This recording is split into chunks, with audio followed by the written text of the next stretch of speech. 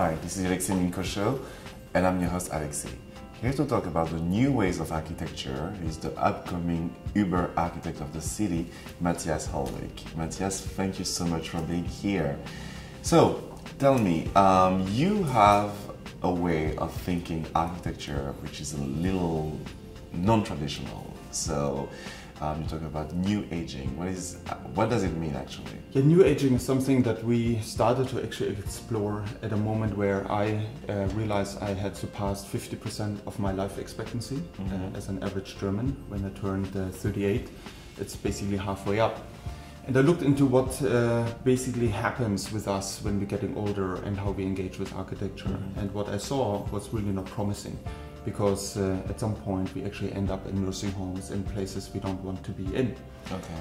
And by actually doing the research and tackling and looking for new solutions, we actually found out that actually when you design for older generations, you can actually innovate architecture from within and actually do things better for all of us. Okay. And that are actually then buildings that become more social again, connecting people with each other so that they help each other. Creating buildings that become basically really homes that protect you against the challenges that you're facing at some point. Okay.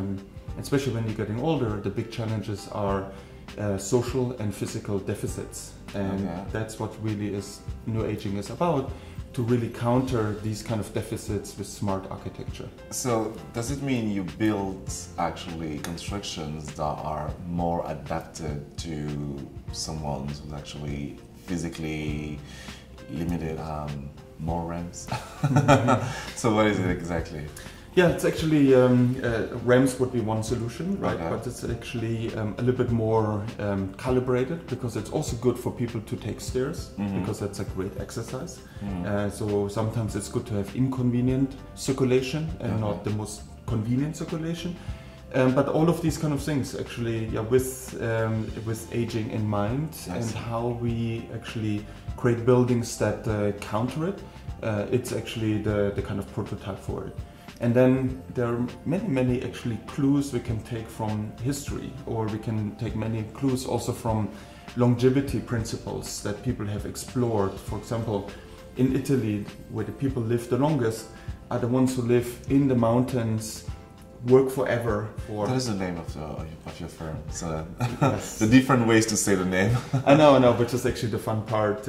We let people kind of figure it out themselves. The official name is called Hollwich Architecture, which nobody can ever pronounce. So we made it shorter. It's HWKN, and you can also just say HWKN. Yeah, so we basically started 8 years ago, HWKN, and we came out with this kind of fusion of two very strong characters, me and my business partner.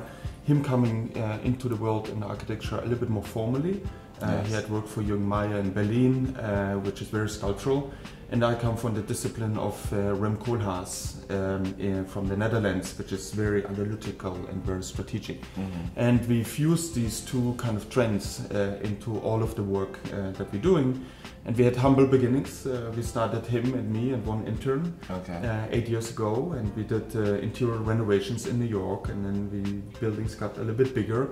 And now we have a firm with 25 people, and we're doing things like from pop-ups, stores, bigger office renovations, to single family homes, hotel. And the largest one is actually a 1,800 unit apartment building complex. Wow.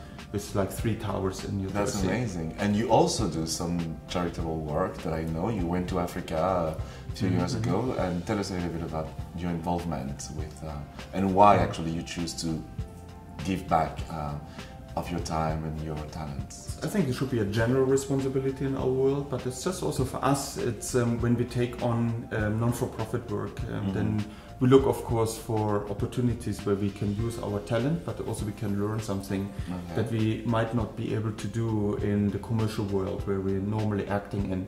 And actually going to Africa was absolutely fantastic.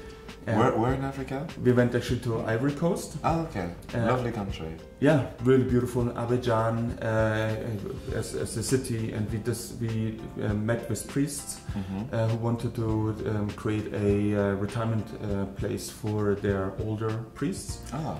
And I was part of a negotiation between the heads of the village and the priests. And the negotiations really showed common sense about how you should treat aging again.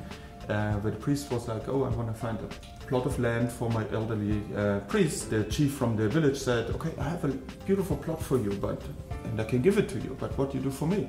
I was like, oh, I see children here, and my priests are very educated, they can teach your children. And then the chief said, like, great, when they teach my children, then their mothers can cook for your priests. I was like, social glue, 5 minutes. We create so much theory, these guys got it in the middle of Ivory Coast. So do you think actually that common sense you witness in Africa could be applied here in the city? Can I get rent free if I don't know, if I pick up garbages downstairs? This can work? It's actually interesting that you say there are a lot of kind of communal living typologies where actually, yes, you do get actually a rent reduction if you do spend a couple of hours as kind of social contribution to development. Oh, really? Yeah, and they're doing that actually in England. We just recently saw one development, and we started to talk about actually pitching that to some of the projects we're doing in New York. And do you think there's a future? I mean, please let me know. I'll be happy to walk dogs, do anything, if I can get rent reduction.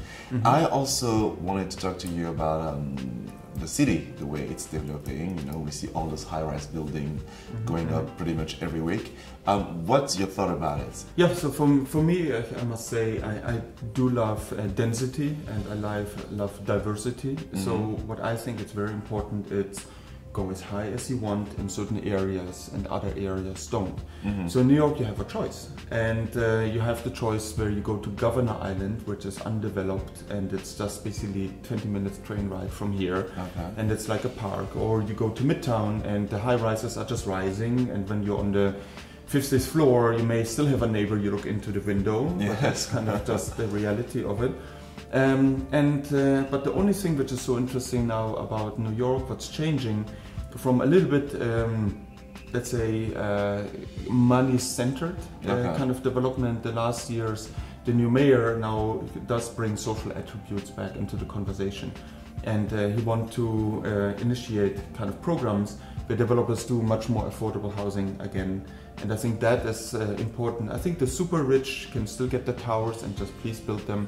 Because they bring in also a lot of money and diversity into the city, but we should not forget everyone else. What is your favorite neighborhood in New York? In New York, it's actually, I choose to not have a favorite because it is the diversity. I do like, versus all of my architects friends, to go through Times Square and see the lights and the tourists and the commercialism. And then I do love to go to the Lower East Side and see the artists, and I go to Williamsburg even sometimes, even that's not part of Manhattan anymore.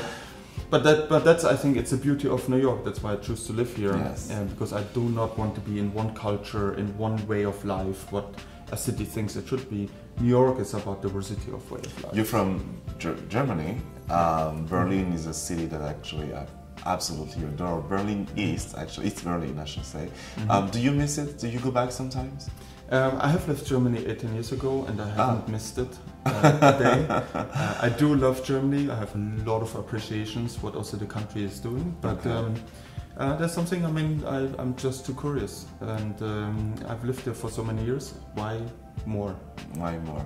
I see. Is there any upcoming project that you would like, you're working on and you would like to mention for the audience?